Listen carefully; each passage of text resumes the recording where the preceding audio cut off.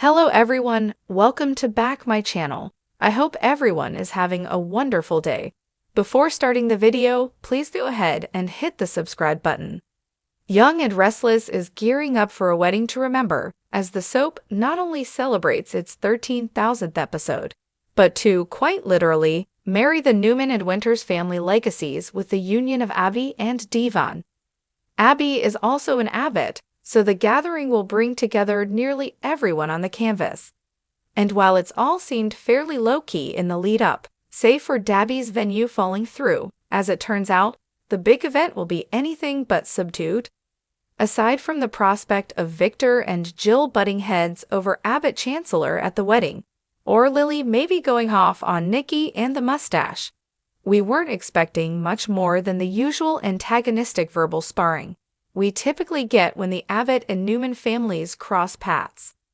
A little Billy and Adam sniping, perhaps a bit of side-eye from Summer directed in Kyle and Claire's direction, nothing over the top.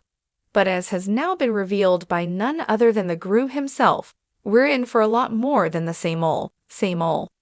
In a recent video previewing the 13,000th episode, posted on Young and Restless' new spin-off channel, Brayton James, Devon, revealed that there will be a big shock on his character's big day. Given there are only a few possibilities that would qualify as a big shock under these circumstances, the list can be narrowed down considerably. A huge potential shocker would be Devon's presumed dead adoptive mother, Drusilla, turning up alive and well. The groom, his sister, and the rest of the guests would be utterly bowled over. We don't, however, believe this will be the surprise, as the storylines would have been set up in such a way that there was a reason for her to appear at this time. We can think of other returns that would halt the wedding in its tracks and throw the bride and groom for a huge loop.